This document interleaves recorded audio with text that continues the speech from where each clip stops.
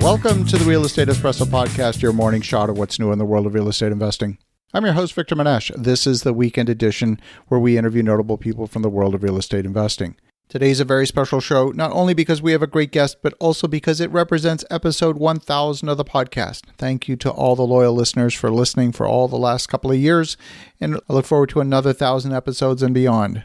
I'm very excited about today's show. We've got a great guest all the way from Cambridge in the UK. Welcome to the show, Valerie Malone. Thank you, Victor. It's a pleasure to be here. Great to have you here. So you're based in the UK, but your business is focused here in North America, and I love what you're doing. Why don't you give us a little bit of your backstory and how you got to this point in your journey? Sure. So my investment and love for short-term rental properties began with me reluctantly agreeing with my husband to turn our basement into an Airbnb several years back.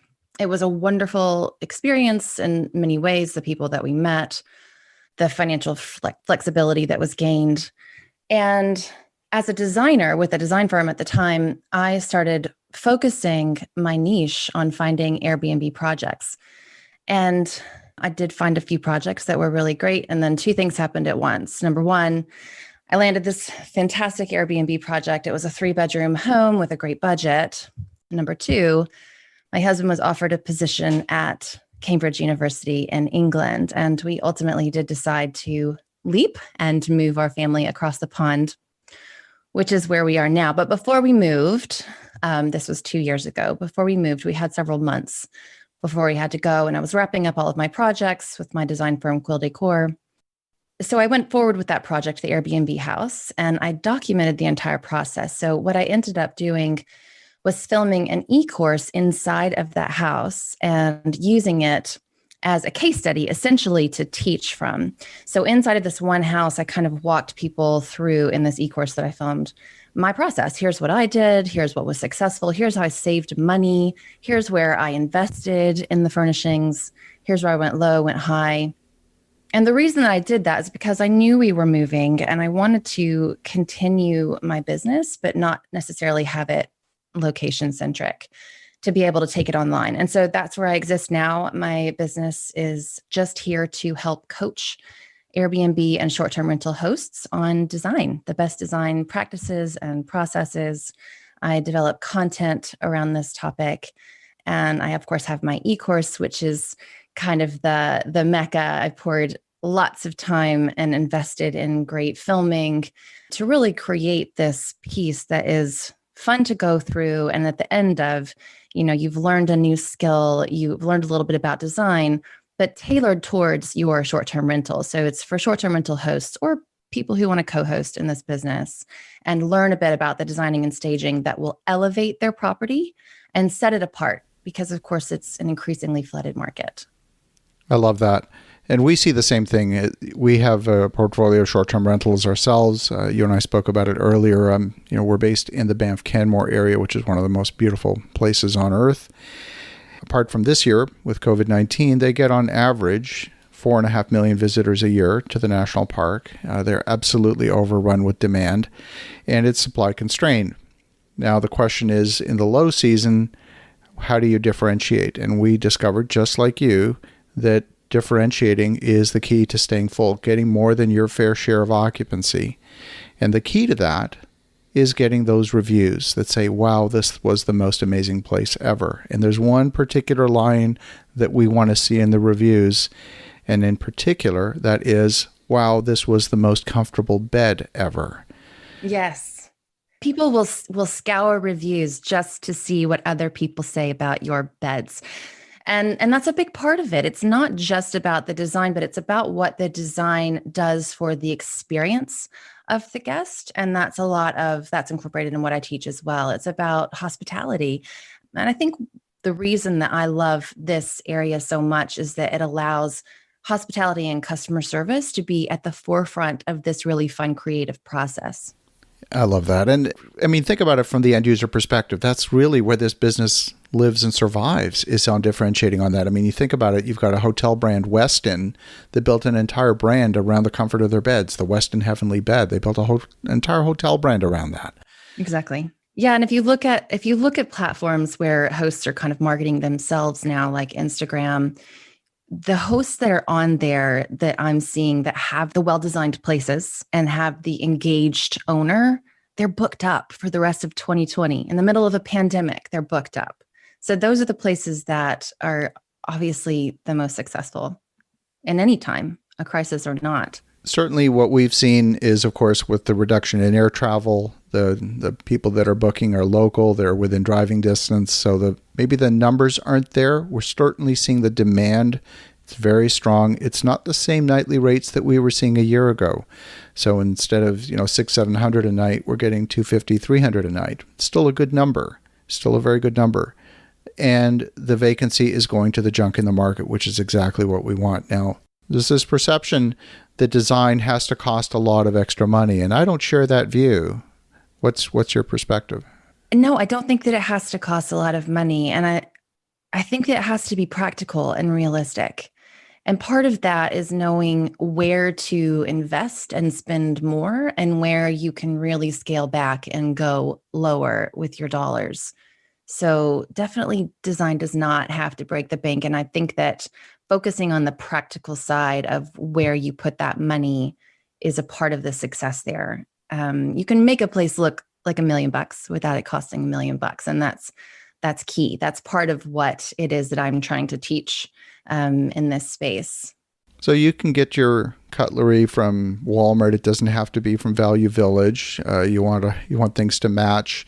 We found things like making sure that your cutlery or your cooking knives are sharp. Simple thing. Doesn't have to cost money. All of a sudden changes the user experience. So it's a little bit of attention to detail. We got some reviews. One person said, and I'm quoting almost verbatim, where she said, "Wow, it almost seemed like we were the very first residents." That doesn't happen by accident. It's also systems and process so that everything has its place. The corkscrew has its place in the second drawer. The carrot peeler has its place. Like everything has its place. And when you do things checklist based like that, it's also part of the experience. It's part of the design process, actually. Yeah, absolutely.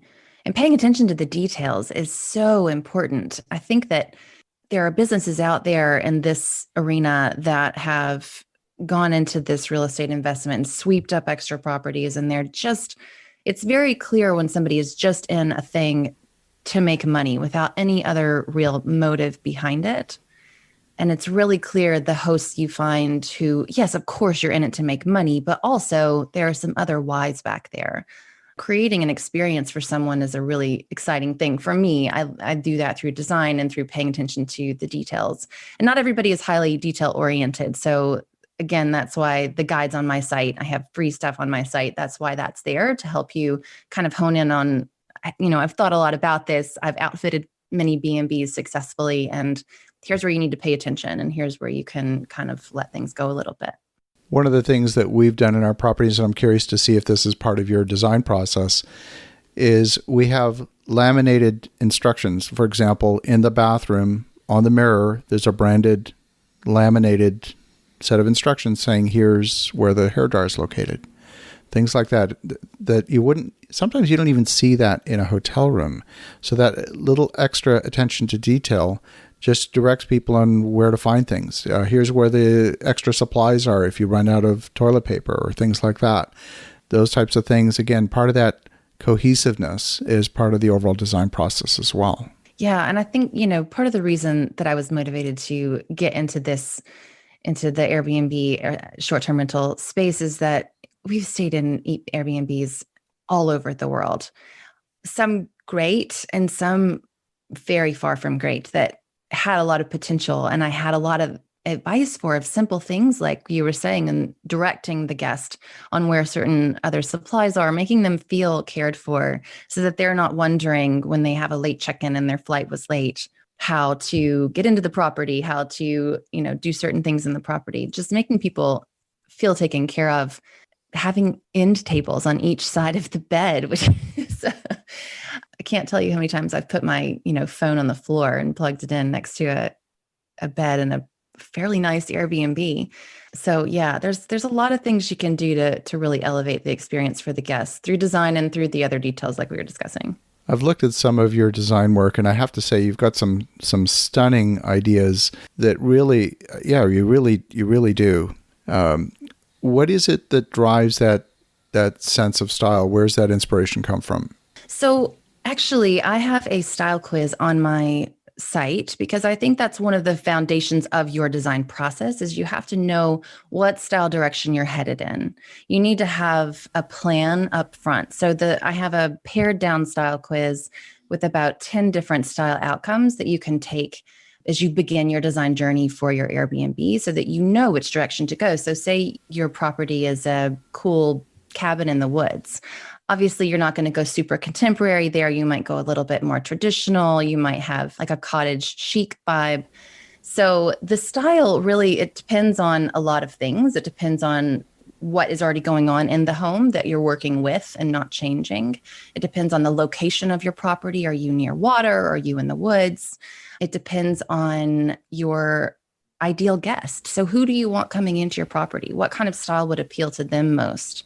So it's an important thing to think about at the outset of a project, and one that I highly recommend you start with as a foundation. Before you go onto Pinterest and start searching things that you like, understand what it is you're after and what you're searching for, and then hone in on that. Grab a few images that you've pinned and really focus on emulating what's in those to create the feeling that you're going after, the ultimate style that you're going after, which will give you, in the end, a collective well-styled, designed-looking space versus something that's just thrown together.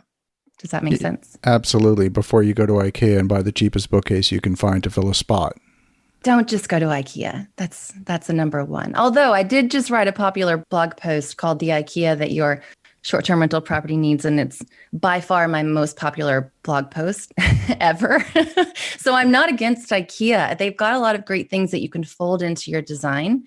But my number one cardinal rule that I want to make sure and say, my number one cardinal rule for designing is that there should be something in every room that is older than you.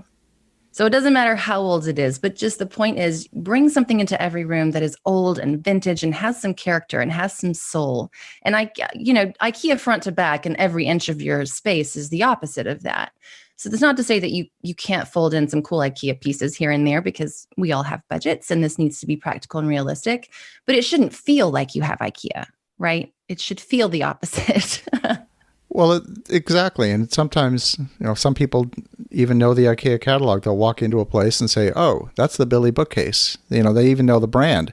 So it's you don't want that experience. You don't want that associated with your brand necessarily. That's right. I love it. Well, Valerie, if folks want to connect, if they want to learn more, what's the best way? I have a website. It's Quill, quilldecor.com. And Instagram is a great way to reach out to me as well. My handle on Instagram is @Quill Decor.